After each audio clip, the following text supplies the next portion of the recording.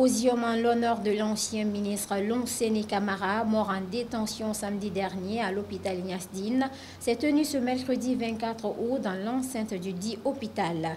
Plusieurs anciens collaborateurs et les membres de sa famille biologique et politique étaient présents à cette occasion pour lui rendre un dernier hommage à Kabakanti.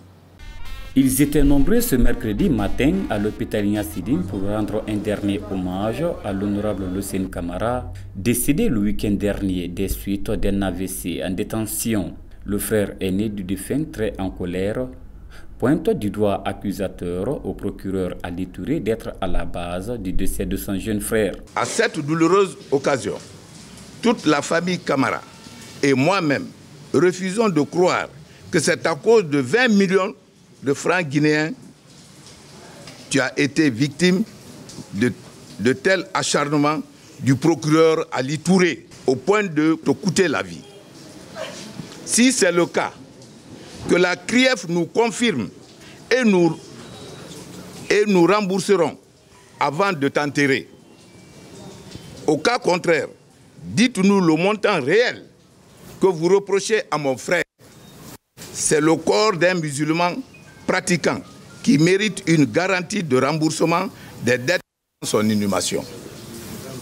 Quel que soit le montant, dites-nous sans hésitation, nous paierons pour le repos paisible de son âme. De l'autre côté, le fils aîné du défunt revient sur les qualités de son père. Le meilleur père sur terre. Certes, tu as été un fils idéal pour la République de Guinée, dont ta vie presque entière a été consacrée à la défense des intérêts moraux et matériels de ce pays. Papa chéri, tu as été pour mon petit frère Elhadj Moussa, ma soeur cadette Adja Moussoukoura et moi-même Amara Junior, un ami doux, attentionné, sympa, mais aussi et surtout un éducateur rigoureux, vigilant, honnête et sincère. Présents à cette cérémonie de levée de corps, les anciens collaborateurs de Lonseni Camara magnifient l'homme. Le camarade Lonseni Camara a vécu pleinement.